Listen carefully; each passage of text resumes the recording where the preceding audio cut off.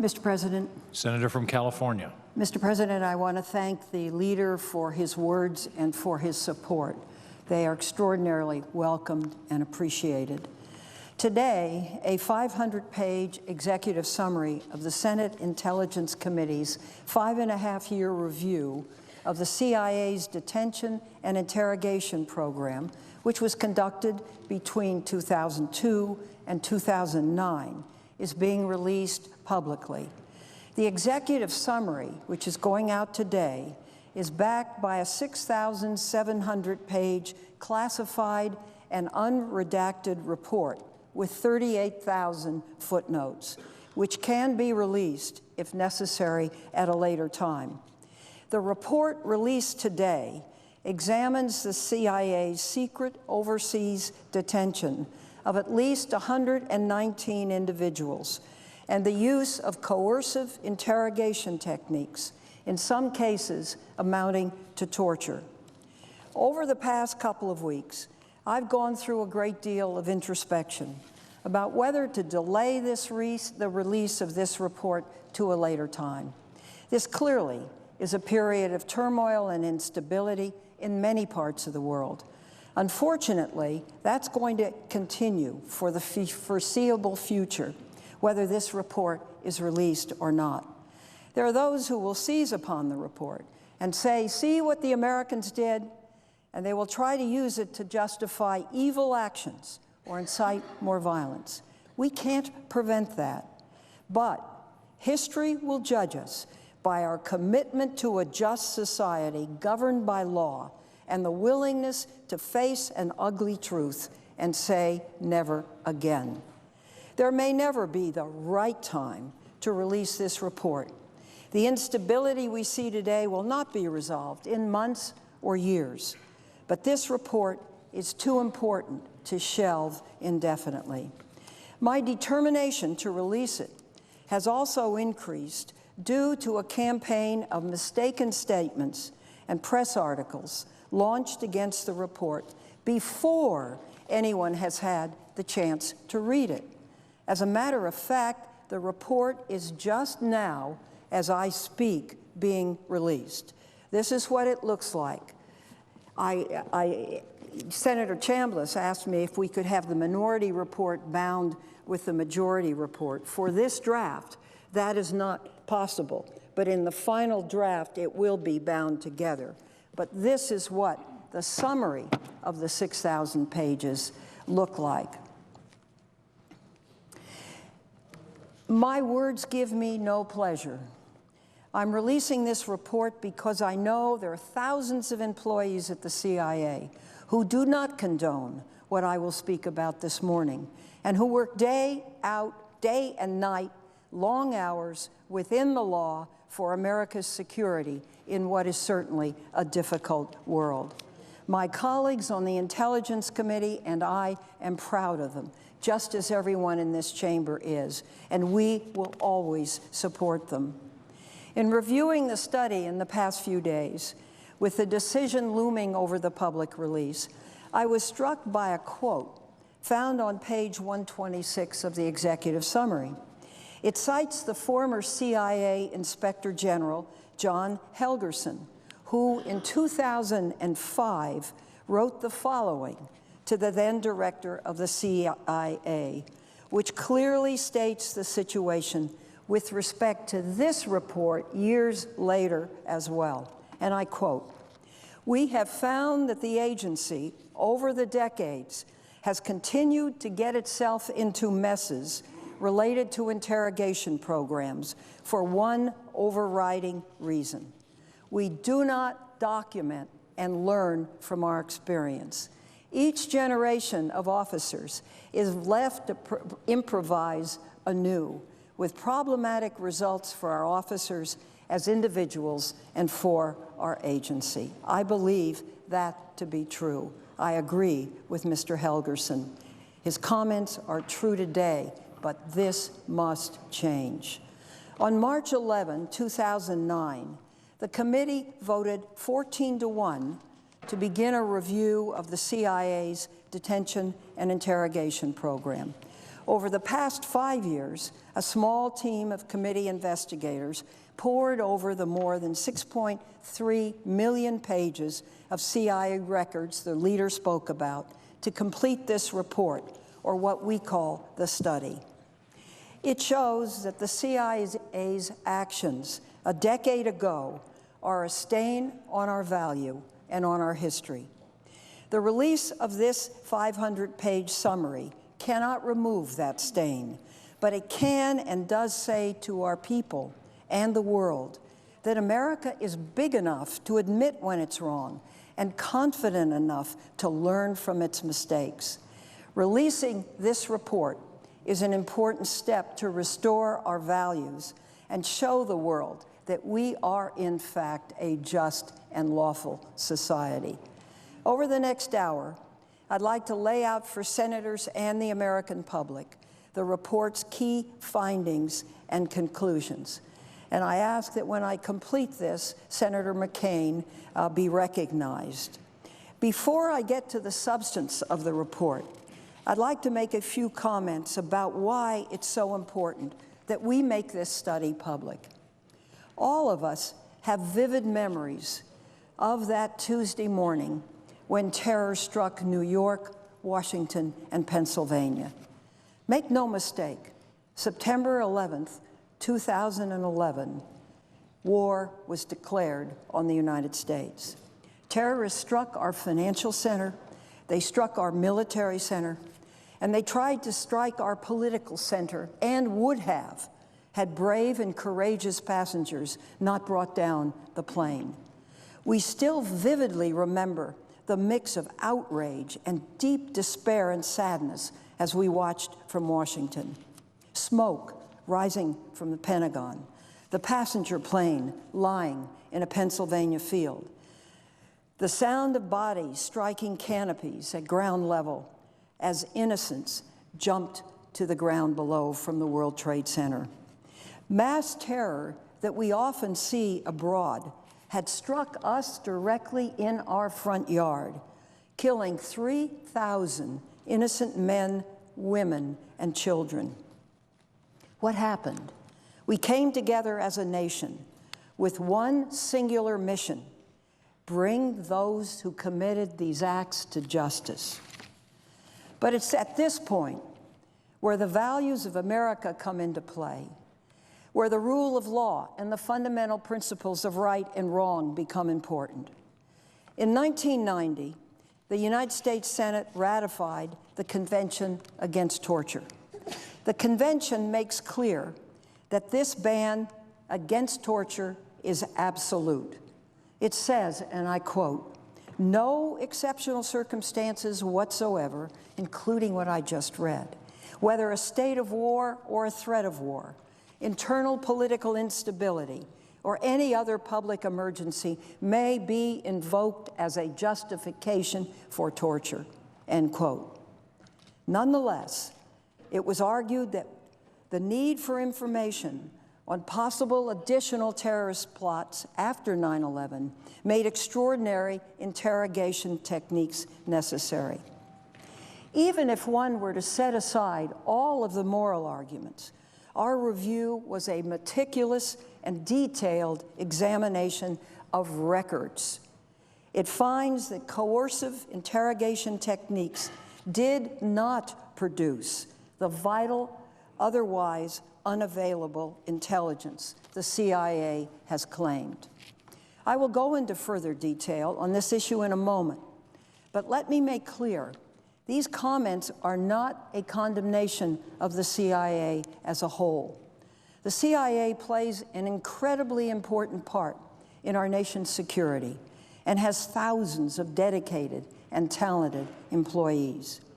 What we have found is that a surprisingly few people were responsible for designing, carrying out, and managing this program. 2 contractors developed and led the interrogations. There was little effective oversight. Analysts on occasion gave operational orders that interrogations and CIA management of the program was weak and diffused.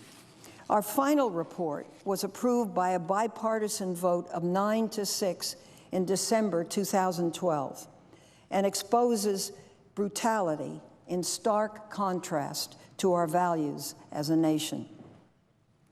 This effort was focused on the actions of the CIA from late 2001 to January of 2009.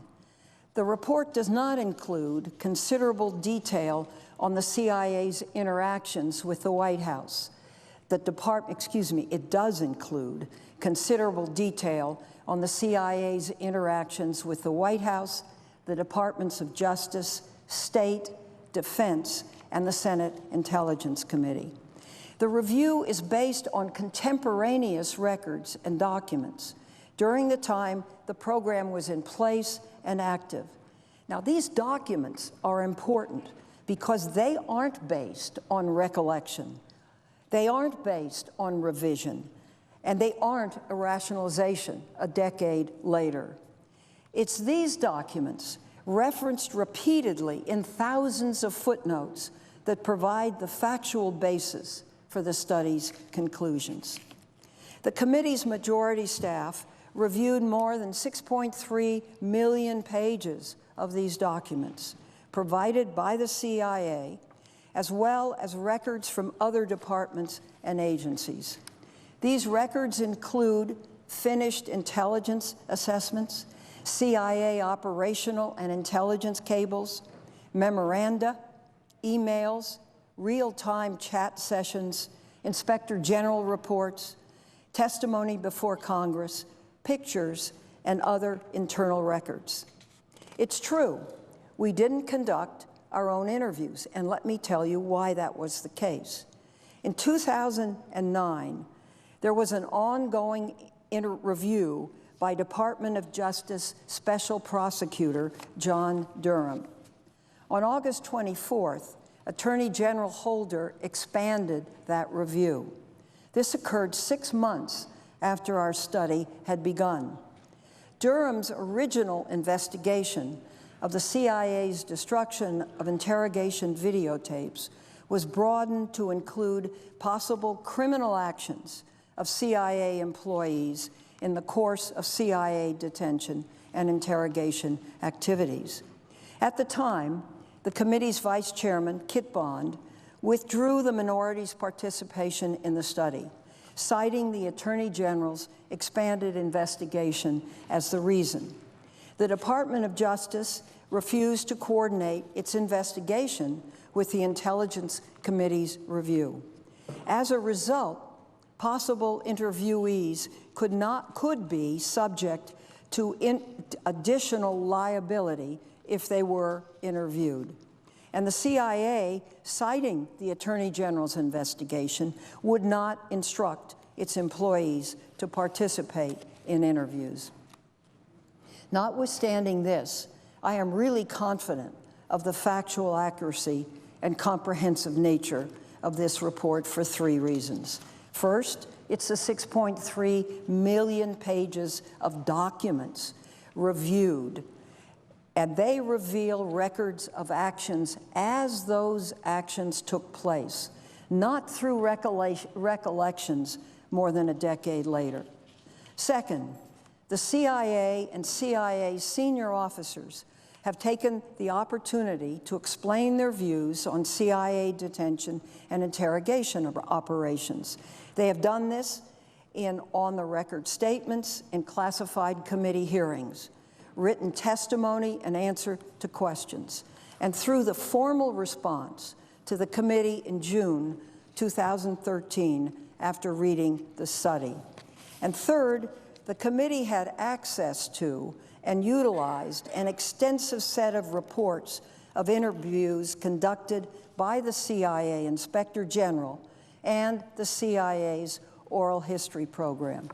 So while we could not conduct new interviews of individuals, we did utilize transcripts or summaries of interviews of those directly engaged in detention and interrogation operations. These interviews occurred at the time the program was operational and covered the exact topics we would have asked about had we conducted interviews ourselves.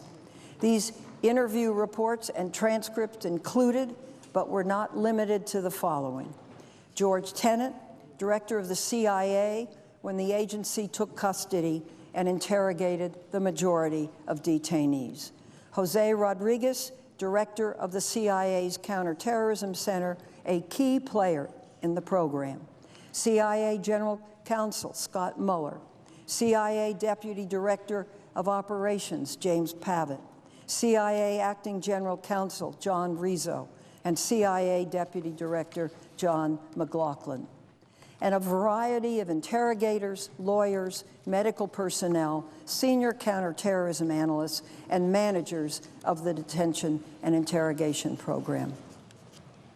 The best place to start about how we got into this, and I'm delighted that Senator Rockefeller is on the floor, is a little more than 8 years ago, on September 6, 2006, when the committee met to be briefed by then-Director Michael Hayden.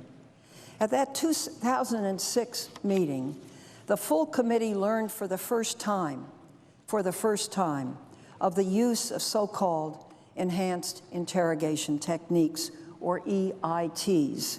It was a short meeting, in part because President Bush was making a public speech later that day, disclosing officially for the first time the existence of CIA black sites and announcing the transfer of 14 detainees from CIA custody to Guantanamo Bay, Cuba. It was the first time the interrogation program was explained to the full committee, as details had previously been limited to the chairman and vice chairman.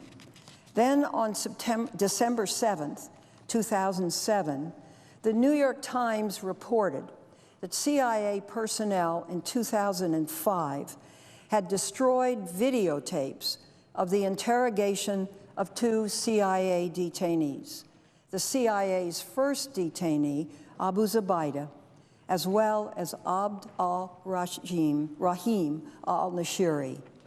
The committee had not been informed of the destruction of the tapes. Days later, on December 11, 2007, the committee held a hearing on the destruction of the videotapes. Director Hayden, the primary witness, testified that the CIA had concluded that the destruction of videotapes was acceptable, in part because Congress had not yet requested to see them. My source is our committee's transcript, December 11, 2007. Director Hayden stated that if the committee had asked for the videotapes, they would have been provided. But of course, the committee had not known that the videotapes existed. And we now know from CIA emails and records that the videotapes were destroyed shortly after CIA attorneys raised concerns that Congress might find out about the tapes.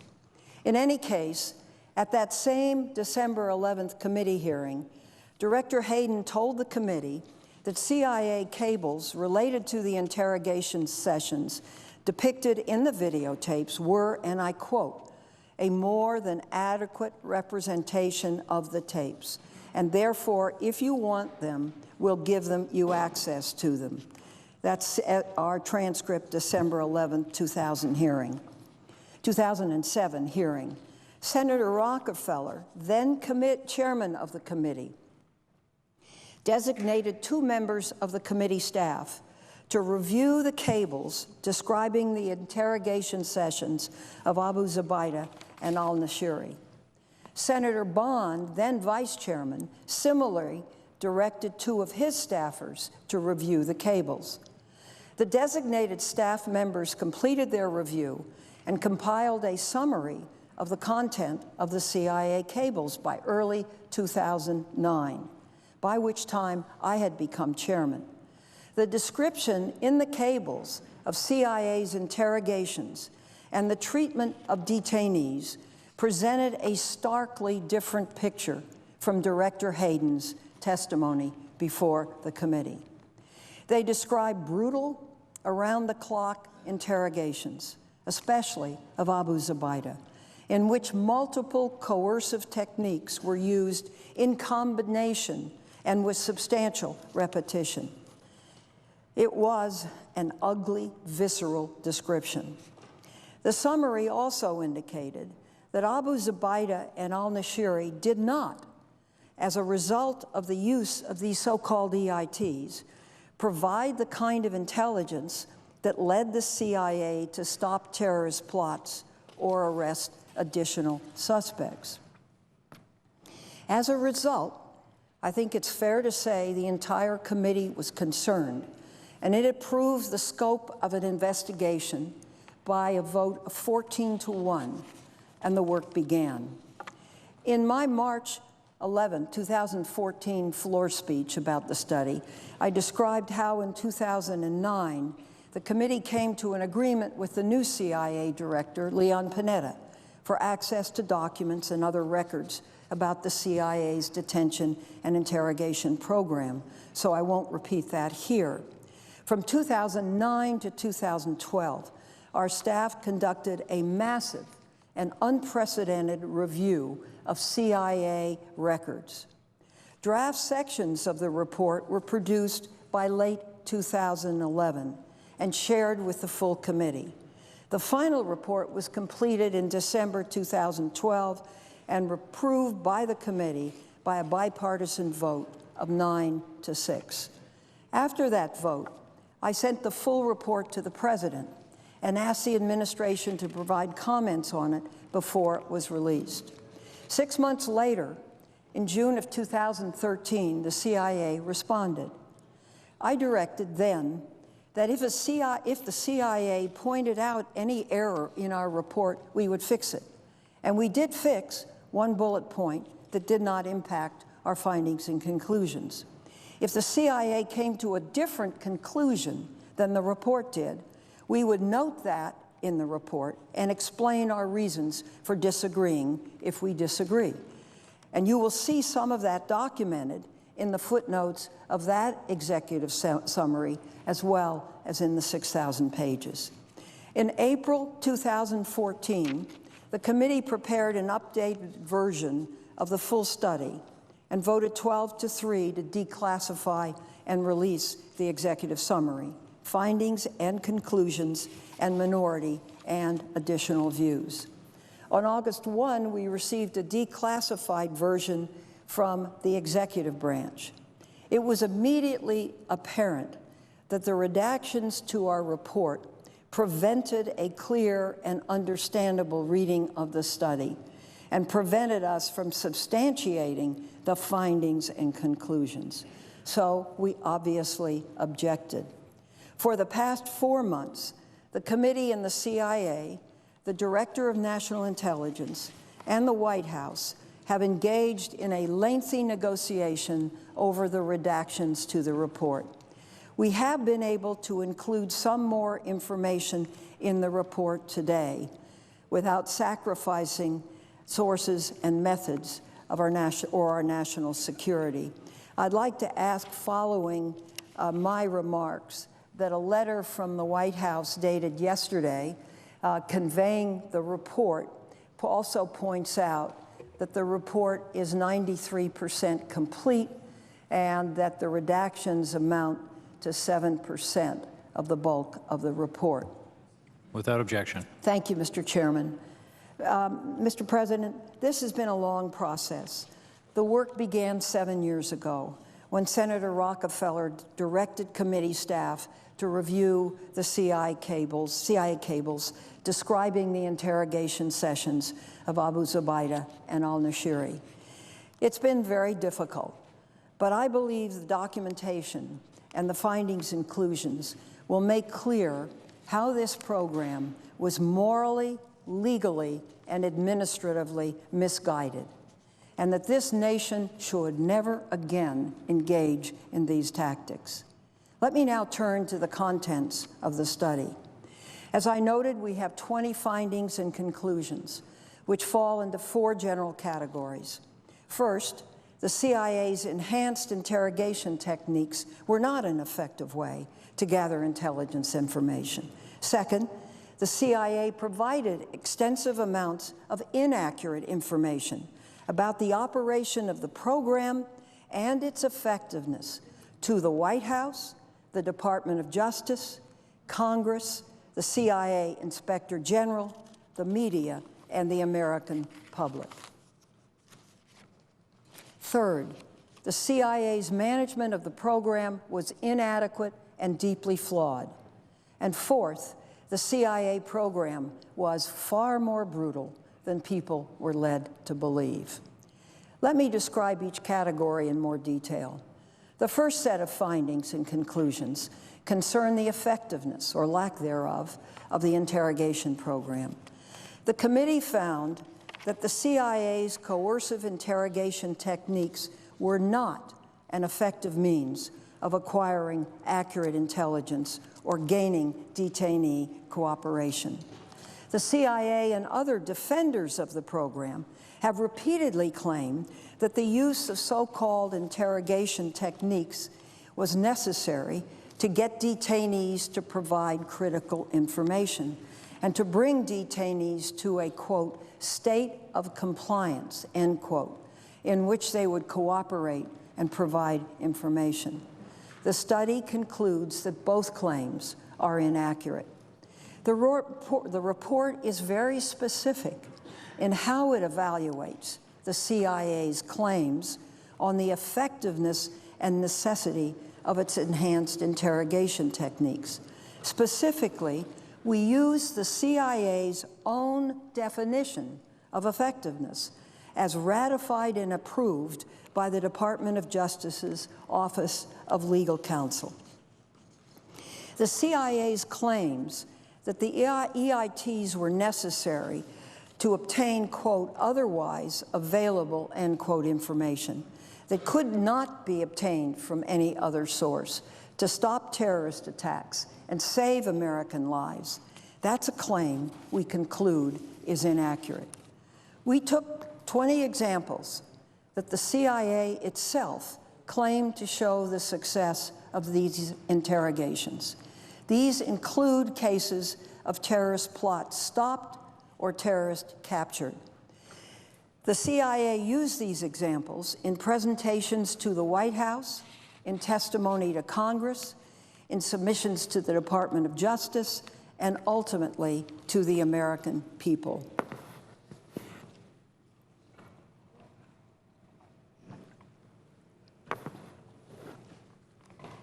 Some of the claims are well known. The capture of Khalid Sheikh Mohammed, the prevention of attacks against the Library Tower of Los Angeles, and the takedown of Osama bin Laden. Other claims were made only in classified settings to the White House, Congress, and Department of Justice. In each case, the CIA claimed that critical and unique information came from one or more detainees in its custody after they were subjected to the CIA's coercive techniques. And that information led to specific counterterrorism success. Our staff reviewed every one of the 20 cases, and not a single case holds up. In every single one of these cases, at least one of the following was true. One, the intelligence community had information separate from the use of EITs that led to the terrorist disruption or capture. Two, information from a detainee subjected to EITs played no role in the claimed disruption or capture. And three, the purported terrorist plot either did not exist or posed no real threat to Americans or United States interests. Some critics have suggested the study concludes that no intelligence was ever provided from any detainee the CIA held. That is false, and the study makes no such claim. What is true is that actionable intelligence that was, quote, otherwise unavailable, was not obtained using these coercive interrogation techniques. The report also chronicles where the use of interrogation techniques that do not involve physical force were effective. Specifically, the report provides examples where interrogators had sufficient information to confront detainees with facts, know when they were lying, and when they apply and where they applied rapport-building techniques that were developed and honed by the United States military, the FBI, and more recently, the interagency high-value detainee interrogation group called the HEG, that these techniques produced good intelligence. Let me make a couple of additional comments on the claimed effectiveness of CIA interrogations. At no time did the CIA's coercive interrogation techniques lead to the collection of intelligence on an imminent threat that many believe was the justification for the use of these techniques. The committee never found an example of this hypothetical ticking time bomb scenario. The use of coercive technique methods regularly resulted in fabricated information. Sometimes the CIA actually knew detainees were lying. Other times, the CIA acted on false information, diverting resources and leading officers or contractors to falsely believe they were acquiring unique or actionable intelligence, and that its interrogations were working when they were not. Internally, CIA officers often called into question the effectiveness of the CIA's interrogation techniques, noting how the techniques failed to elicit detainee cooperation or produce accurate information. The report includes numerous examples of CIA officers questioning the agency's claims, but these contradictions were marginalized and not presented externally. The second set of findings and conclusions is that the CIA provided extensive inaccurate information about the program and its effectiveness to the White House, the Department of Justice, Congress, the CIA Inspector General, the media, and the American public. This conclusion is somewhat personal for me. I remember clearly when Director Hayden briefed the Intelligence Committee for the first time on the so-called EITs at that September 2006 committee meeting. He referred specifically to a, quote, tummy slap, end quote, among other techniques, and presented the entire set of techniques as minimally harmful and implied in a highly clinical and professional manner. They were not. The committee's report demonstrates that these techniques were physically very harmful and that the constraints that existed on paper in Washington did not match the way techniques were used at CIA sites around the world. Of particular note was the treatment of Abu Zubaydah over a span of 17 days in August of 2002. This involved nonstop interrogation and abuse, 24/7 from August 4th to August 21st, and included multiple forms of deprivation and physical assault. The description of this period, first written up by our staff in early 2009, while Senator Rockefeller was chairman, is what prompted this full review. But the inaccurate and incomplete descriptions go far beyond that. The CIA provided inaccurate memoranda and explanations to the Department of Justice while its legal counsel was considering the legality of the coercive techniques. In those communications to the Department of Justice, the CIA claimed the following: the coercive techniques would not be used with excessive repetition. Detainees would always have an opportunity to provide information prior to the use of the techniques. The techniques were to be used in progression, starting with the least aggressive and proceeding only if needed. Medical personnel would make sure that interrogations wouldn't cause serious harm, and they could intervene at any time to stop interrogations. Interrogators were carefully vetted and highly trained, and each technique was to be used in a specific way without deviation, and only with specific approval for the interrogator and detainee involved. None of these assurances, which the Department of Justice relied on to form its legal opinions, were consistently or even routinely carried out. In many cases, important information was withheld from policymakers. For example, Foreign Intelligence Committee Chairman Bob Graham asked a number of questions after he was first briefed in September of 2002, but the CIA refused to answer him, effectively stonewalling him until he left the committee at the end of the year. In another example, the CIA, in coordination with White House officials and staff, initially withheld information of the CIA's interrogation techniques from Secretary of State Colin Powell and Secretary of Defense Donald Rumsfeld. There are CIA records stating that Colin Powell wasn't told about the program at first because there were concerns that, and I quote, Powell would blow his stack if he were briefed. Source, email from John Rizzo, dated July 31, 2003.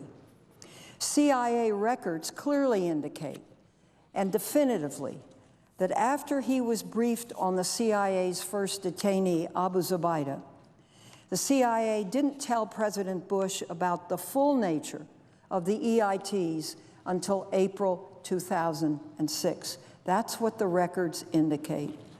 The CIA similarly withheld information or provided false information to the CIA Inspector General during his conduct of a special review by the IG in 2004. Incomplete and inaccurate information from the CIA was used in documents provided to the Department of Justice and as a basis for President Bush's speech on September 6, 2006, in which he publicly acknowledged the CIA program for the first time. In all of these cases, other CIA officers acknowledged internally, that information the CIA had provided was wrong. The CIA also misled other CIA White House officials.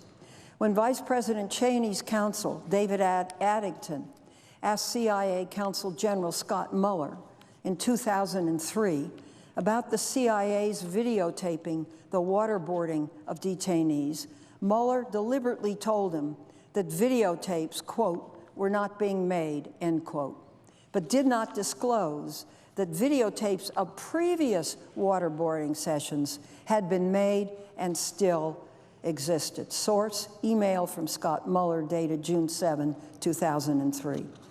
There are many, many more examples in the committee's report. All are documented. The third set of findings and conclusion notes the various ways in which CIA management of the detention and interrogation program, from its inception to its formal termination in January of 2009, was inadequate and deeply flawed. There is no doubt that the detention and interrogation program was, by any measure, a major CIA undertaking. It raised significant legal and policy issues and involved significant resources and funding. It was not, however, managed as a significant CIA program. Instead, it had limited oversight and lacked formal direction and management.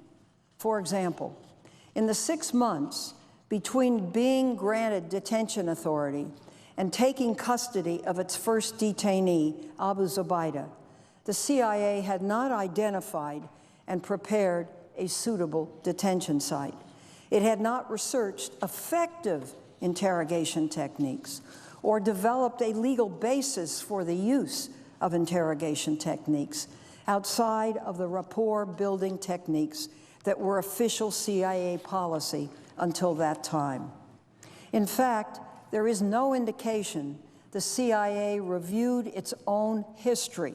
That's just what Helgerson was saying in '05, with coercive interrogation tactics. As the executive summary notes, the CIA had engaged in rough interrogation in the past. In fact, the CIA had previously sent a letter to the Intelligence Committee in 1989, and here is the quote, that inhumane physical or psychological techniques are counterproductive because they do not produce intelligence and will probably result in false answers, end quote. That was a letter from John Helgerson, CIA Director of Congressional Affairs, dated January 8, 1989. However, in late 2001 and 2, rather than research interrogation practices and coordinate with other parts of the government with extensive expertise in detention and interrogation of terrorist attacks, the CIA engaged 2 contract psychologists who had never conducted interrogations themselves or ever operated detention facilities. As the CIA captured or received custody of detainees through 2002, it maintained separate lines of management at headquarters for different detention facilities. No individual or office was in charge of the detention and interrogation program until January of 2003, by which point more than 1/3 of CIA detainees identified in our review had been detained and interrogated. One clear example of flawed CIA management was the poorly managed detention facility referred to in our report by the code name Cobalt to hide the actual name of the facility. It began operations in September of 2002. The facility knew few formal records of the detainees, the facility kept few formal records of the detainees housed there, and untrained CIA officers conducted frequent, unauthorized, and unsupervised interrogations, using techniques that were not and never became part of the CIA's formal enhanced interrogation program. The CIA placed a junior officer with no relevant experience in charge of the site. In November 2002, an otherwise healthy detainee who was being held mostly nude and chained to a concrete floor died at the facility from what is believed to have been hypothermia. In interviews conducted in 2003 by the CIA Office of the Inspector General, CIA's leadership acknowledged that they had little or no awareness of operations at this specific CIA detention site. And some CIA officials, senior officials, believed erroneously that enhanced interrogation techniques were not used there. The CIA, in its June 2013 response to the committee's report, agreed that there were management failures in the program, but asserted that they were corrected by early 2003. While the study found that management failures improved somewhat, we found they persisted till the end of the program. Among the numerous management shortcomings identified in the report are the following. The CIA used poorly trained and non-vetted personnel. Individuals were deployed, in particular interrogators, without relevant training or experience. Due to the CIA's redactions to the report, there are limits to what I can say in this regard, but it's a clear fact that the CIA deployed officers who had histories of personal, ethical, and professional problems of a serious nature. These included histories of violence and abusive treatment of others, and should have called into question their employment with the United States government, let alone their suitability to participate in a sensitive CIA covert action program. The two contractors that CIA allowed to develop, operate, and assess its interrogation operations conducted numerous inherently governmental functions that never should have been outsourced to contractors. These contractors are referred in the report in special pseudonyms, Swigert and Dunbar. They developed the list of so-called enhanced interrogation techniques that the CIA employed. They personally conducted interrogations of some of the CIA's most significant detainees, using the techniques, including the waterboarding of Abu Zubaydah, Khalid Sheikh Mohammed, and al-Nashiri. The contractors provided the official evaluations of whether detainees' psychological states allowed for the continued use of the enhanced techniques. Even for some detainees, they themselves were interrogating or had interrogated. Evaluating the psychological state of the very detainees they were interrogating is a clear conflict of interest and a violation of professional guidelines. The CIA relied on these two contractors to evaluate the interrogation program they had devised and in which they had obvious financial interests. Again, a clear conflict of interest and an avoidance of responsibility by the CIA. In 2005, the two contractors formed a company specifically for the purpose of expanding their work with the CIA. From 2005 to 2008, the CIA outsourced almost all aspects of its detention and interrogation program to this country as part of a contract valued at more than $180 million. Ultimately, not all contract options were exercised. However, the CIA has paid these two contractors and their company more than $80 million. Of the 119 individuals found to have been detained by the CIA during the life of the program, the committee found that at least 26 were wrongfully held. These are cases where the CIA itself determined that it had not met the standard for detention set out in the 2001 Memorandum of Notification, which governs a covert action. Detainees often remained in custody for months after the CIA determined they should have been released. CIA records provide insufficient information to justify the detention of many other detainees. Due to poor record keeping, a full accounting of how many specific detainees were held and how they were specifically treated while in custody may never be known. Similarly, in specific instances, we found that enhanced interrogation techniques were used without authorization in a manner far different and more brutal than had been authorized by the Office of Legal Counsel and conducted by personnel not approved to use them on detainees. Questions about how and when to apply interrogation techniques were ad hoc and not proposed, evaluated, and approved in the manner described by the CIA in written descriptions and testimony about the program. Detainees were often subject to harsh and brutal interrogation and treatment because CIA analysts believe, often in error, that they knew more information than what they had provided. Sometimes, CIA managers and interrogators in the field were uncomfortable with what they were being asked to do and recommended ending the abuse of a detainee. Repeatedly, in such cases, they were overruled by people at CIA headquarters who thought they knew better, such as by analysts with no line authority.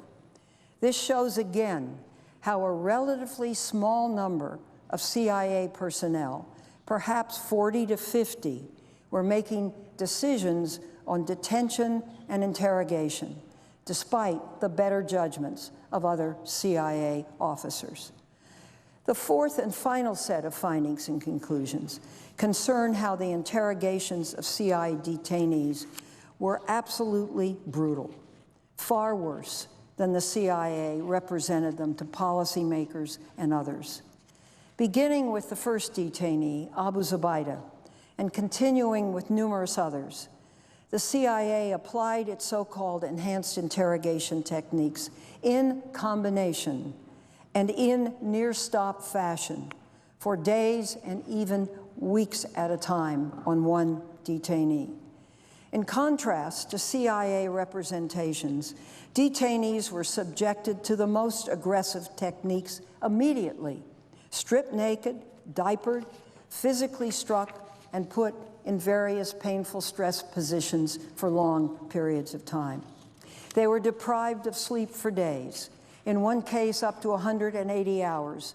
That's 7.5 days over a week with no sleep, usually standing or in stress positions, at times with their hands tied together over their heads, chained to the ceiling. In the Cobalt facility I previously mentioned, interrogators and guards used what they called rough takedowns, in which a detainee was grabbed from his cell, clothes cut off, hooded, and dragged up and down a dirt hallway while being slapped and punched. The CIA led several detainees to believe they would never be allowed to leave CIA custody alive, suggesting to Abu Zubaydah that he would only leave in a coffin-shaped box. That's a CIA cable from August 12, 2002. According to another CIA cable, CIA officers also planned to cremate Zubaydah should he not survive his interrogation. Source, CIA cable, July 15, 2002. After the news and photographs emerged from the United States military detention of Iraqis at Abu Ghraib, the Intelligence Committee held a hearing on the matter on May 12, 2004. Without disclosing any details of its own interrogation program, CIA Director John McLaughlin testified that CIA interrogations were nothing like what was depicted at Abu Ghraib, the United States prison in Iraq where detainees were abused by American personnel. This, of course, was false. CIA detainees at one facility, described as a dungeon, were kept in complete darkness, constantly shackled in isolated cells with loud noise or music, and only a bucket to use for human waste. The U.S. Bureau of Prisons personnel went to that location in November 2002, and according to a contemporaneous internal CIA email, told CIA officers they had, quote, never been in a facility where individuals are so sensory deprived, end quote. Again, source, CIA email, sender and recipient redacted, December 5th, 2002. Throughout the program, multiple CIA detainees, subject to interrogation, exhibited psychological and behavioral issues, including hallucinations, paranoia, insomnia, and attempts at self-harm and self-mutilation. Multiple CIA psychologists identified the lack of human contact experienced by detainees as a cause of psychiatric problems. The executive summary includes far more detail than I'm going to provide here about things that were in these interrogation sessions. And the summary itself includes only a subset of the treatment of the 119 CIA detainees. There is far more detail, all documented in the full 6,700-page study. This summarizes briefly the committee's findings and conclusions. Before I wrap up, I'd like to thank the people who made this undertaking possible. First, I thank Senator Jay Rockefeller. He started this project by directing his staff to review the operational cables that described the first recorded interrogations after we learned that the videotapes of those sessions had been destroyed. And that report was what led to this multi-year investigation. And without it, we wouldn't have really had any sense of what had happened.